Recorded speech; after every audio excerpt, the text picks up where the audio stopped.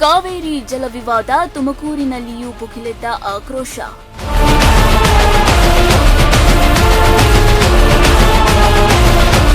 ತಮಿಳುನಾಡಿಗೆ ಕಾವೇರಿ ನೀರು ಬಿಡದಂತೆ ಸರ್ಕಾರಕ್ಕೆ ಆಗ್ರಹ.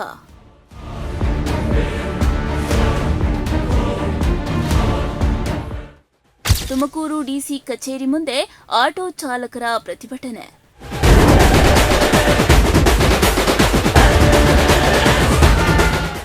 ಕರ್ನಾಟಕದ ಜೀವನಾಡಿಯಾದ ಕಾವೇರಿ ನದಿ ನೀರಿನ ಹಂಚಿಕೆ ವಿಚಾರ ಮತ್ತೊಮ್ಮೆ ರಾಜ್ಯದಲ್ಲಿ ತೀವ್ರ ಚರ್ಚೆಗೆ ಗ್ರಾಸವಾಗಿದೆ. ತಮಿಳುನಾಡಿಗೆ ಕಾವೇರಿ ನೀರು ಹರಿಸುವ ಸರ್ಕಾರದ ನಿರ್ಧಾರವನ್ನ ಖಂಡಿಸಿ ತುಮಕೂರು ಜಿಲ್ಲೆಯಲ್ಲಿ ಆಟೋ ಚಾಲಕರು ಬೀದಿಗಿಳಿದು ಪ್ರತಿಭಟನೆ ನಡೆಸಿದ್ದಾರೆ. ಹೌದು, ಕಾವೇರಿ ಜಲ ವಿವಾದದ ಬಿಸಿ ಇದೀಗ ತುಮಕೂರು ಜಿಲ್ಲೆಗೂ ತಟ್ಟಿದೆ. ಕರುನಾಡ ವಿಜಯ ಸೇನಾ ನೇತೃತ್ವದಲ್ಲಿ ನೂರಾರು ಆಟೋ ಚಾಲಕರು ಜಿಲ್ಲಾಧಿಕಾರಿ ಕಚೇರಿ ಮುಂಭಾಗ ಪ್ರತಿಭಟನೆ ನಡೆಸಿ ತಮಿಳುನಾಡಿಗೆ ಪ್ರತಿದಿನ 3,500 ಕ್ಯೂಸೆಕ್ ನೀರು ಹರಿಸದಂತೆ ಸರ್ಕಾರವನ್ನ ಆಗ್ರಹಿಸಿದ್ರು. ಪ್ರತಿಭಟನೆಯ ಬಳಿಕ ಜಿಲ್ಲಾಧಿಕಾರಿಗಳ ಮೂಲಕ ಸರ್ಕಾರಕ್ಕೆ ಮನವಿಯನ್ನ ಸಲ್ಲಿಸಲಾಯಿತು.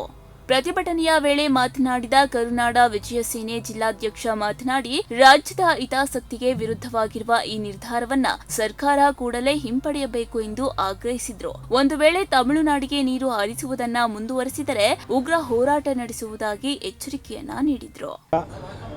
ಕರ್ನಾಟಕ ರಾಜ್ಯ ಸರ್ಕಾರ ತಮಿಳುನಾಡಿಗೆ 15 ದಿನಗಳ ಕಾಲ ಪ್ರತಿದಿನದ 3,500 ಕ್ಯೂಸೆಕ್ ಅಂತೆ ನೀರನ್ನ ಬಿಡೋಕ್ಕೆ ಆದೇಶ ಹೊರಡಿಸಿದೆ. ಈ ಆದೇಶ ಹೇಗಿದೆ ಅಂದರೆ ಕರ್ನಾಟಕ ಜನಗಳಿಗೆ ಮರಣ ಶಾಸನ ಹೊರಡಿಸ್ದಂಗಿದೆ. ಈಗ ಮಂಡ್ಯ, ಮಳವಳ್ಳಿ, ಬೆಂಗಳೂರು ಆಲ್ರೆಡಿ ಕುಡಿಯೋ ನೀರಿಗೆ ಹಾಹಾಕಾರ ಉಂಟಾಗಿದೆ ಅಂತ ಹೇಳ್ಬಿಟ್ಟು ಎಲ್ರಿಗೂ ಗೊತ್ತಾಗಿದೆ. ಆದರೂ ಕೂಡ ನೂತನವಾಗಿ ಕರ್ನಾಟಕ ರಾಜ್ಯದ ಮುಖ್ಯಮಂತ್ರಿಗಳಾಗಿರುವಂಥ ಡಿ.ಕೆ. ಶಿವಕುಮಾರ್ ಸಾಹೇಬರಿಗೆ ಇದು ಯಾಕೆ ಗಮನಕ್ಕೆ ಬಂದಿಲ್ಲ ಅಂತ ಹೇಳ್ಬಿಟ್ಟು ನಮಗೆ ಗೊತ್ತಾಗ್ತಾ ಇಲ್ಲ. ಮಾತಿನಲ್ಲಿ ಎಲ್ಲ ರಾಜಕಾರಣಿಗಳು, ಎಲ್ಲ ಜನಪ್ರತಿನಿಧಿಗಳು ದೇಶದ ಬೆನ್ನೆಲುಬೆ ರೈತರು ಅಂತ ಹೇಳ್ತಾರೆ. ಇವತ್ತು ರೈತರುಗಳು ಕುತ್ತಿಗೆ ಇಸ್ಕೊಂತ ಕೆಲಸ ಮಾಡ್ತಾಯಿದೆ ನಮ್ಮ ರಾಜ್ಯ ಸರ್ಕಾರ. ಅದಕ್ಕೆ ದಯಮಾಡಿ ಪರಿಸರ ಅದಕ್ಕೆ ಸ್ಪಂದಿಸಿ KRS ತುಂಬಿ ಆವಾಗ ನೀರು ಹೆಚ್ಚಾಯಿತು ಅಂದಾಗ ತಮಿಳುನಾಡು ಬಿಡಲಿ.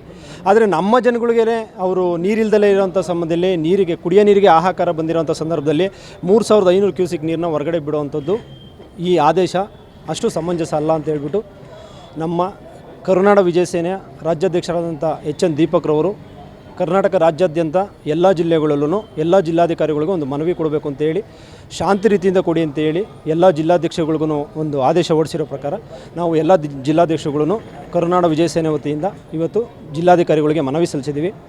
ಈ ಮನವಿಗೆ ಸ್ಪಂದಿಸಿ ನಮ್ಮ ರಾಜ್ಯ ಸರ್ಕಾರವು ಕರ್ನಾಟಕ ರಾಜ್ಯದಿಂದ ತಮಿಳುನಾಡಿಗೆ ಹೋಗ್ತಾ ಇರೋಂಥ ನೀರನ್ನು ನಿಲ್ಲಿಸಬೇಕು ಅಂತೇಳಿ ಕೇಳ್ಕೊಂಡಿದ್ದೀವಿ. ಇದೇನಾದರೂ ಅವರು ನಿಲ್ಲಿಸದೇ ಹೋದಲ್ಲಿ ನಮ್ಮ ಕರುನಾಡ ವಿಜಯ ಸೇನೆ ವತಿಯಿಂದ ಕರ್ನಾಟಕ ರಾಜ್ಯಾದ್ಯಂತ ಇನ್ನೂ ಉಗ್ರ ಹೋರಾಟ ಮಾಡಬೇಕಾಗ್ತದೆ ಅಂತ ಹೇಳ್ಬಿಟ್ಟು ನಾವು ಈ ಮುಖಾಂತರ ರಾಜ್ಯ ಸರ್ಕಾರಕ್ಕೆ ತಿಳಿಪಡಿಸ್ತೀವಿ. ರಾಜ್ಯದಲ್ಲಿ ತೀವ್ರ ಬರ ಪರಿಸ್ಥಿತಿ ಎದುರಾಗಿದ್ದು ಹಲವು ತಾಲೂಕುಗಳಲ್ಲಿ ಕುಡಿಯುವ ನೀರಿನ ಅಭಾವ ಹಾಗೂ ಬೆಳೆಗಳಿಗೆ ನೀರಿನ ಕೊರತೆ ಎದುರಾಗಿರುವಾಗ ತಮಿಳುನಾಡಿಗೆ ನೀರು ಬಿಡುತ್ತಿರುವ ಸರ್ಕಾರದ ನಿರ್ಧಾರವನ್ನ ಪ್ರತಿಭಟನಾಕಾರರು ತೀವ್ರವಾಗಿ ಖಂಡಿಸಿದ್ರು.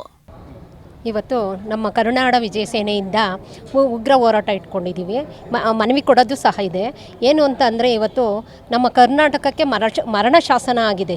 ಯಾಕೆ ಅಂದರೆ ಇವತ್ತು ನಮ್ಮ ಕರ್ನಾಟಕದಲ್ಲಿ ಮೈಸೂರು, ಮಂಡ್ಯ ಮತ್ತು ಬೆಂಗಳೂರಿಗೆ ನೀರಿಲ್ಲ, ಬರಗಾಲ ಬಂದಿದೆ. ಅದರಲ್ಲಿ ತಮಿಳ್ನಾಡಿಗೆ ನೀರು ಹರಿಸ್ಬೇಕು ಅಂತ ನಮ್ಮ CM ಅವರು ಇದನ್ನು ಮನವಿ ಕೊಟ್ಟಿದ್ದಾರೆ, ಆದೇಶ ಹೊರಡಿಸಿದ್ದಾರೆ. ಆದ್ದರಿಂದ ಇವತ್ತು ನಮ್ಮ ಕರ್ನಾಟಕದ ಬೆನ್ನೆಲುಬು ಅಂದರೆ ರೈತರಿಗೆ ಆಗಲಿ ಕುಡಿಯೋಕ್ಕೆ ನೀರಿಲ್ಲ ಅಂದರೆ ನಾವು ಹೇಗೆ ತಾನೇ ಸುಮ್ಮನಿರೋಕ್ಕೆ ಸಾಧ್ಯ?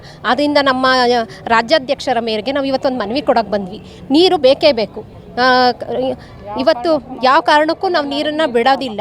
ಹಾಗಂತ ನಾವು ಇಲ್ಲಿ ಜಿಲ್ಲಾಧ್ಯಕ್ಷರಿಗೆ ಒಂದು ಮನವಿ ಕೊಡೋಕ್ಕೆ ಬಂದಿದ್ದೀವಿ. ಈ ಪ್ರತಿಭಟನೆಯಲ್ಲಿ ಕರುನಾಡ ವಿಜಯ ಸೇನೆ ಪ್ರಚಾರ ಸಮಿತಿಯ ಅಧ್ಯಕ್ಷ ರುದ್ರೇಶ್ MK, ಪ್ರಧಾನ ಕಾರ್ಯದರ್ಶಿ ಯೋಗೇಶ್, ನಗರ ಆಟೋ ಅಧ್ಯಕ್ಷ ರಾಕೇಶ್, ಉಪಾಧ್ಯಕ್ಷ ಮೋಹನ್, ನಗರ ಮಹಿಳಾ ಘಟಕದ ಅಧ್ಯಕ್ಷೆ ಯಸ್ಮಿನ್ ತಾಜ್, ಶಿವಶಂಕರ್, ಮಧುಗಿರಿ ತಾಲೂಕು ಅಧ್ಯಕ್ಷ ತಿಮ್ಮರಾಜು ಸೇರಿದಂತೆ ಹಲವು ಮುಖಂಡರು ಮತ್ತು ಆಟೋ ಚಾಲಕರು ಭಾಗವಹಿಸಿದ್ರು.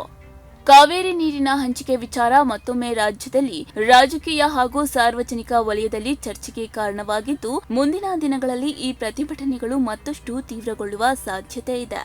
ಕ್ಯಾಮರಾಮನ್ ನಾಗರಾಜ್ ಜೊತೆ ಗಿರೀಶ್, ಪ್ರಗತಿ ಟಿವಿ, ತುಮಕೂರು.